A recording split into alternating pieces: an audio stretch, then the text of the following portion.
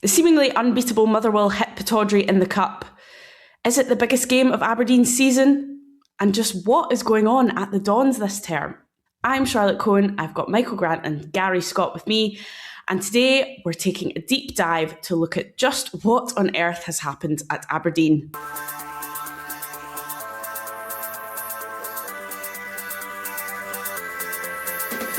Welcome to the Scottish Football Podcast, all the news, views and analysis you need on Wednesday the 18th of February.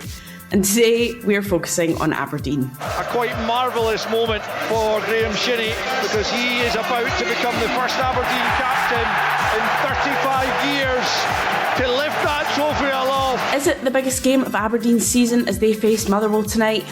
Can the cup holders get through against the in-form Lanarkshire side? It's Motherwell 1, Aberdeen 0. A really good ball from Stephen Welsh found Eli just inside the box. He took a touch and fired it right into the corner across the goalkeeper. Will Aberdeen manage to salvage something from their season? And there's much more to discuss on the Dons as we still await clarity on a new boss. Things are not going for us right now, but listen, there's signs there, but again we've just got to score. We've got to take our chances. We've got a big game on Wednesday, know how much it means to the fans and the holders in the cup, so listen, it's something we need to get prepared for. We'll fill you in on everything you need to know right here. The Scottish Football Podcast from BBC Sports Scotland. And alongside me to do so, Times Scottish football correspondent Michael Grant. Michael, good morning. Off the top of your head, one word to describe Aberdeen's season so far. If you can use one, if you can think of one. Oh, wow, it's early in the morning to hit me with that one.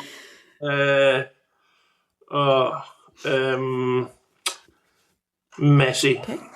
I didn't want to prepare you, I wanted it to be just a raw reaction. To really censor myself there. And alongside us, Gary Scott of the ABZ podcast. Gary, same question to you. One word to sum up Aberdeen's season. The polite one would be underwhelming. The more critical one might be shambolic. Okay. I suppose that could all change after tonight. We might. I don't know. Well, there's loads to get into with Michael and Gary, but before we turn to Aberdeen, we'll just take a little look back at last night. Dundee United through in the Scottish Cup. Michael winning with 10 men. I suppose after everything that's happened with United, this is just a nice little boost for them.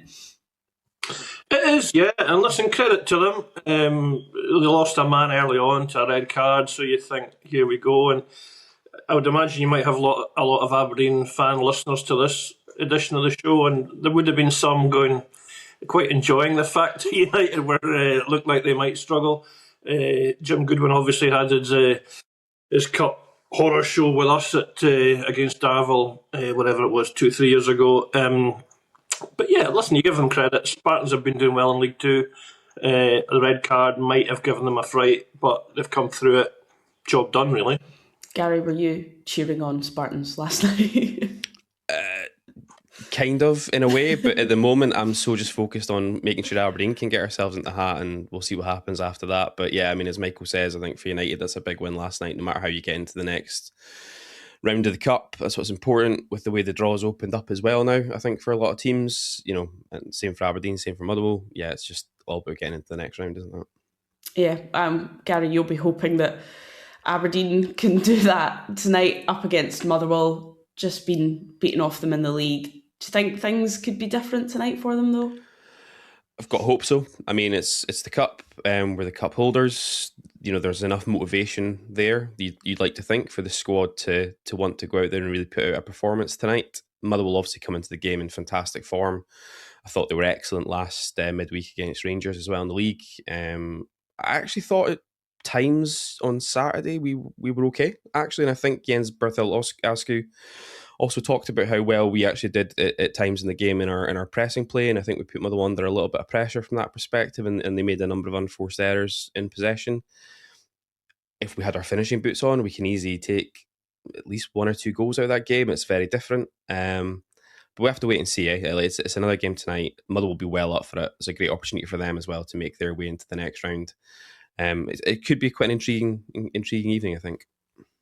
Yeah, Michael Gary mentions the performance against Motherwell at the weekend. Do you think that's going to have any bearing on how tonight plays out? Do you think Aberdeen can take a bit of confidence from the fact that although they didn't win, they actually played quite well? Or I don't know, how do you see that bearing on tonight? Yeah, I think there's probably an expectation that Motherwell will play a little bit better this evening than they did at the weekend, but I think Aberdeen can draw some encouragement. I was actually listening to Gary's podcast in preparation for coming on, and I didn't get to see the whole game. I only saw the highlights.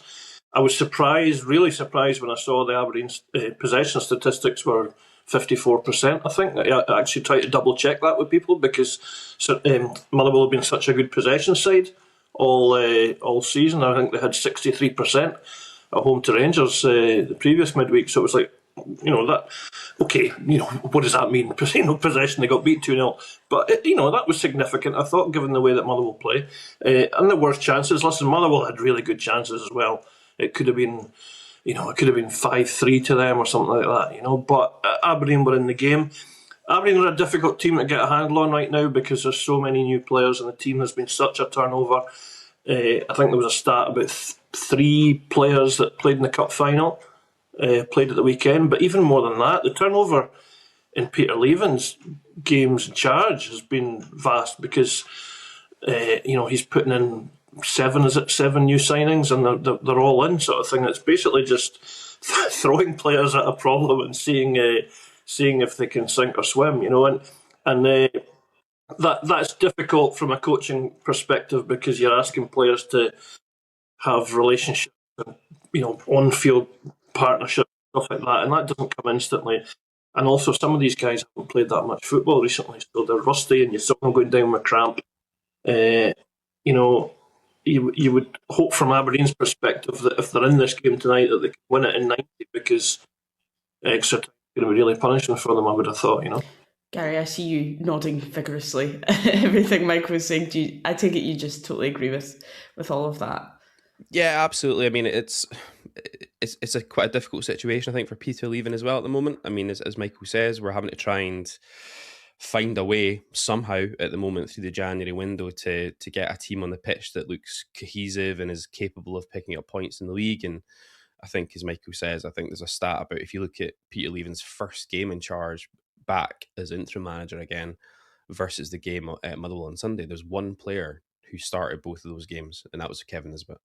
10 players in and out of that team in the space of 6 games is kind of remarkable. Now, some of that's been suspensions and some of it's been injuries. But yeah, as Michael says, we've done quite a bit of work in the January window. Whether that's been entirely successful or not, I guess we'll have to wait and see on that. But it's a huge task to try and get these players playing together and try to get them looking like a cohesive unit on the football pitch. And there were times on Sunday it was there. Not the entire game, but certainly defensively it looked okay. Some of the new signings, in particular, I thought the midfield two, Geiger and Darimo, when they were there, I thought there was signs of promise from that. But we'll have to wait and see tonight. Tonight might be a little bit different. We'll have the likes of Jack Mill and Graham Shinney back from suspension tonight, which I think maybe does make a little bit of a difference for us. But yeah, it's been a tough watch for the last few weeks. And just again, tough tests coming. Motherwell are, as you both mentioned, playing so well. Do you think, Michael, I suppose doing so well in the league, the kind of the way that the draw has been set up after this round, Motherwell are probably looking at this game tonight thinking, if we can get through here, there's a very, very good chance that we could actually do something. Yeah. Well, I think both teams will be, to be honest with you, because with due respect to Dunfermline, and it's an away game as well, but it's a championship team, and with the reward of a Hampden tie if you get through it. You're looking at Hearts and Hibs are out. One of the old firms going to be out. The tournament is opened up. I know that there's a feeling around Motherwell or the Motherwell fans that the cup would be a kind of reward for the season they've had and how good Askew's been and how good the team's been. And it's very hard to argue with that. I don't want it to happen because they're playing my team tonight.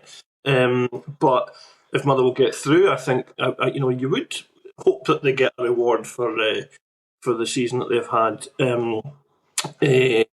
I mean, I saw them on their opening day of the season against Rangers, and they drew one each. And okay, that was Russell Martin Rangers, and they struggled a lot. But Motherwell were instantly impressive in the way they played, and I've said this before, but they get a lot of credit for the passing football. But I really like their work rate and their intensity. Their out of possession play is really sharp, and I think it's what any team, any fan base would want from its team. They work hard for their points, and that's a great quality in Scottish football. But they're also showing the quality on the ball, which has been really impressive. And Maswinise has really grown into an impressive striker in Scotland. Yeah, and they've been rightly receiving all the plaudits for it, particularly their manager, who's just seems to have just come in and, as you say, Michael, just instantly found success. I suppose, Gary, as an Aberdeen fan, you probably look at Jens and the success that he's had and probably want that for Aberdeen, want that kind of manager who can come in and turn things like that.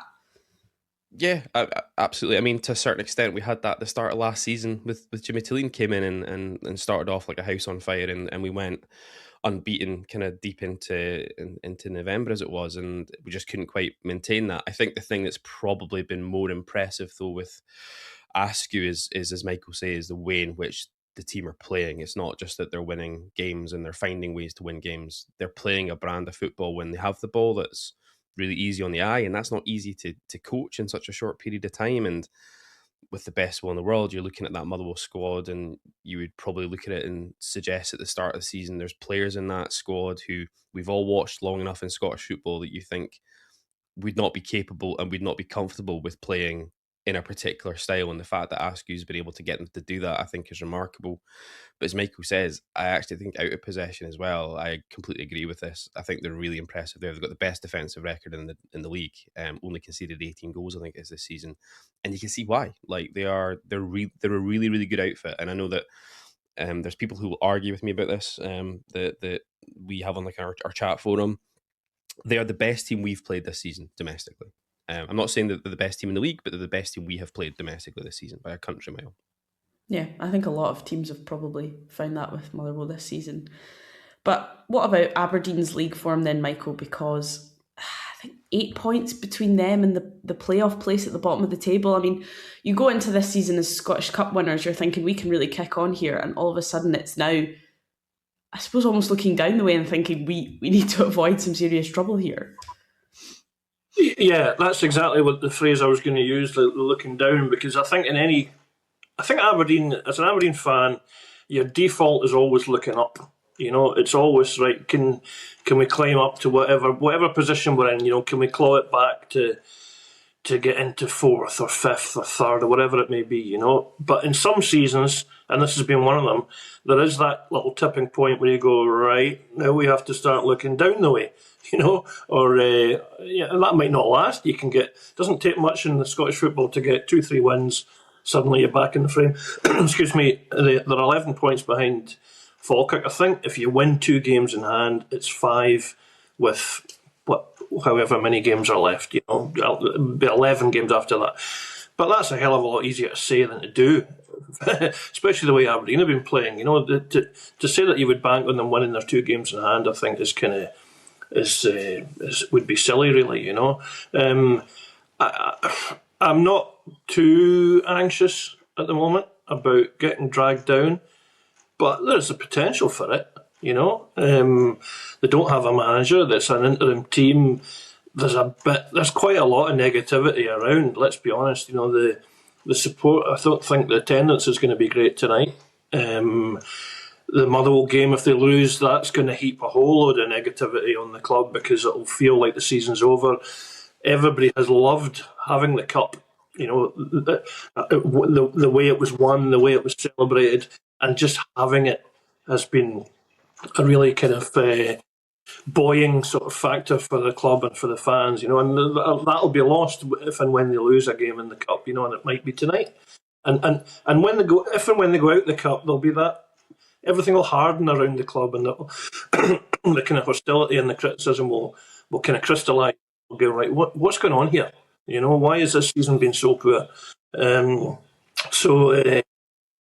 That's been such a long-winded answer.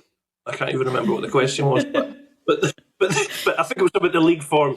The league form has never really taken off, frankly, from the start of the season.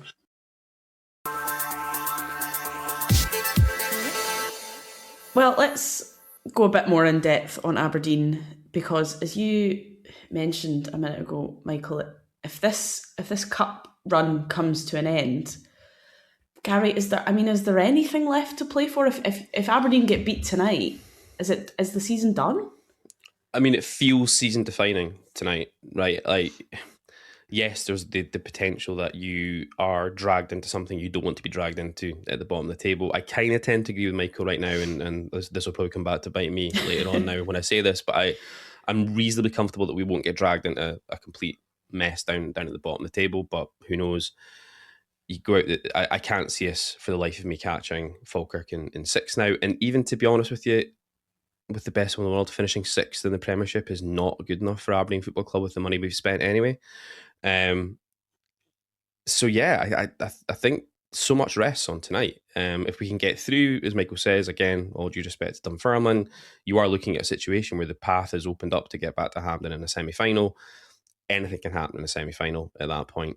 We saw last season, anything can happen in a final. If you come into it out of form and no one giving you a chance, suddenly crazy things can happen. So yeah, it feels like there's so much riding on tonight, and I think the disappointing thing for a lot of fans just now, and Michael touched on it a little bit as well there, is that it kind of feels that the club in a way, whether they have or haven't, there's a general feeling amongst the support that we've kind of chucked the season at the moment and we're kind of writing it off. Yeah, it was interesting. We had kind of had that conversation, I think possibly on a podcast before this delay in appointing a manager, this kind of let's fan and steel pulling the strings in the January window. Michael, it has had that feel almost of the club just saying, right, well, nothing's going to happen this year. We'll just put things on pause and fully focus on next season. Yeah, the manager hunt has been complicated by a number of factors. It's now 6.5 weeks since Tillian left, and there is that feeling that the manager they want might not come until the summer. Now, I think it's even more complicated than that. I'm not convinced, or I'm not certain that Eric Horneland's coming at all. As I say, this has been a really complicated one because he's the man that they've identified and fancied for a number of weeks. He was in another club, obviously, so that takes time to work itself out. So that was obviously going to be a delaying factor. Negotiations then took a long time with him. I think there's now another issue that's come up, which is very complicated, and it's a personal thing. And it might mean that he doesn't end up going as manager. It's unresolved. It might resolve itself satisfactorily, and from my understanding of it, this isn't something that either he or the club would deserve any criticism for. It's a personal issue that has just kind of come up during these negotiations. So it's not ideal because Aberdeen don't know at the moment whether Horneland is still available for this job or whether they might have to start looking elsewhere. They've got Leavin and they've got Doherty in for a little bit of kind of short-term stability and potentially for the season, but it's a really difficult situation because if the results go into any sort of tailspin, the fans are going to be up in arms about the fact it's an interim team for so long. And as you say, I think there's 13 league games, potentially 17 games if they go all the way to the cup final. That's a big chunk of a season to be going with an interim team. So, if it's not going to be Horneland, maybe they can accelerate a chase for an alternative candidate. They have spoken to other people. If it's Horneland, they might have to wait until the summer. They might be prepared to do that. But there isn't clarity, I'll be honest. There isn't clarity for anybody at the moment. That's really interesting. I mean, Gary, do you think if this deal with Horneland is uncertain, I mean, Michael mentions the fans potentially getting up in arms about things. Do you think if they don't kind of make a decision on whether we're going to wait or move on, that could come back to bite them? 100%, right? Because you're coming up to season ticket renewal period now. I mean, it's going to be an interesting phone call for a lot of people when they get that shout from the club if we go out the cup tonight and we're still in that situation when there is no permanent manager appointed, or at least appointed coming in the summer, which might at least alleviate some of the noise around the club just now. I think completely agree with Michael around the fact I think there's elements of this deal that are not something that people could have foreseen coming up, over the last few weeks. I think the club's communication on this, though, has been awful. I mean, when is imminent not imminent? Why put the pressure on yourself to get something done and make it look as though something is going to happen by coming out with a statement that they came out with on Thursday, Friday when Tony Docherty was reappointed, indicating that we hoped to make an announcement on our new manager imminently. Just if you've got nothing to say about it and there's nothing positive, don't say anything at all, right? And okay, the fans will then sit in a vacuum of there not being any information coming out from the club. But I think we would probably rather that than people having the hope dangled in front of them that this saga is going to close out. And of course, the other part to that is if we have to pivot again now away from Eric Horneland, which very well might be the case, we've made it. I say we. There's been enough talk in the media now, right, that Horneland was the guy. Whoever comes in after that knows he wasn't the number one choice. Might be the number 3 or number 4 choice because we had a short list before we pivoted to Horneland. So I just think this doesn't just happen on this particular topic. I think that the club's actual external communications on things has been really poor around this. And I don't think they help themselves from that perspective. Yeah, we've heard a lot of fans from different clubs. I can think of, Celtic fans particularly, also having the same gripe with their club of why are you not telling us what's going on? So it's interesting. But you mentioned, Gary, about Tony Docherty. Mm-hmm. How are the fans feeling about him coming back? I think there was something warm and comforting about seeing Tony Docherty back in an Aberdeen tracksuit on Friday. Like a lullaby.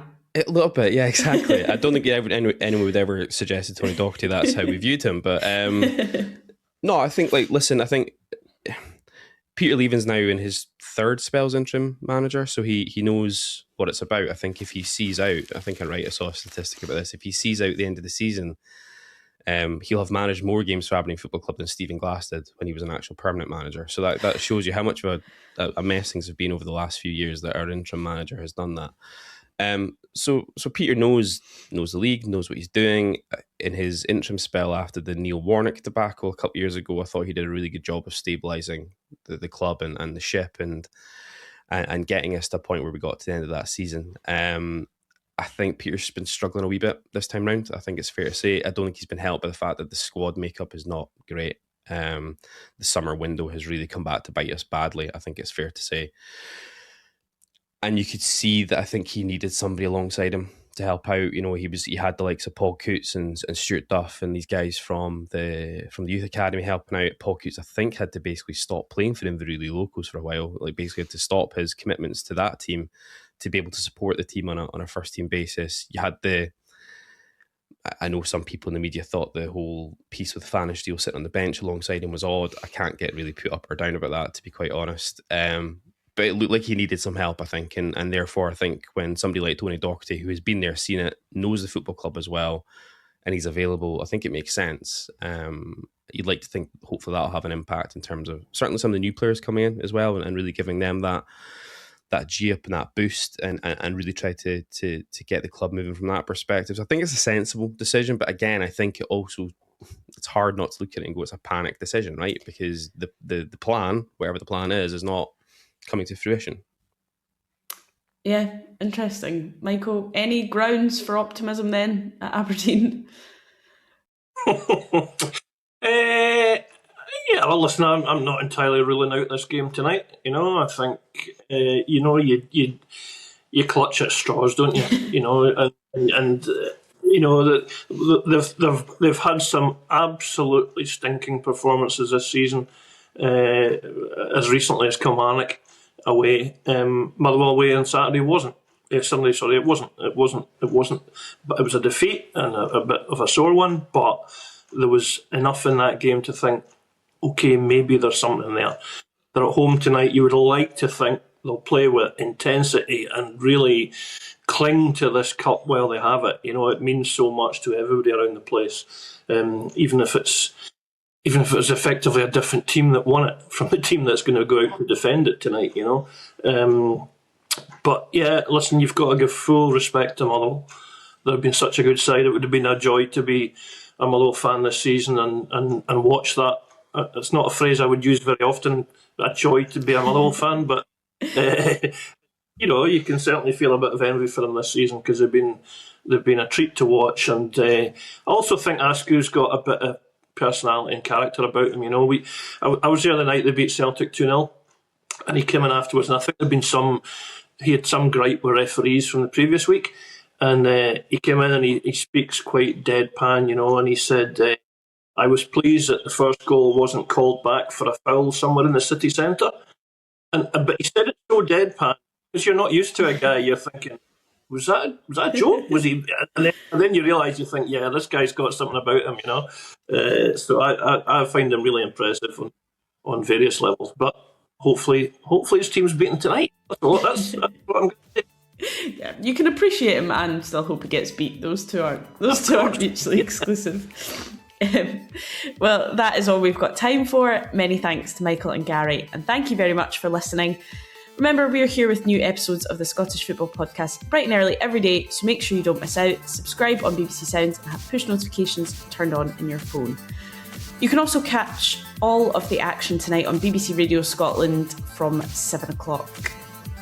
Thanks very much for listening, and we'll catch you again tomorrow. Sir Alex Ferguson is the most successful British manager of all time. Nobody is above him or this football club. So how did an apprentice toolmaker from Glasgow become one of the most iconic figures in sporting history? His strength of character, his determination, the fight in him. He can be persuasive, he can be charming, he can be frightening. I'm Kelly Cates, and this is Sporting Giants Sir Alex Ferguson. I didn't want to feel, I couldn't feel. Listen on BBC Sounds.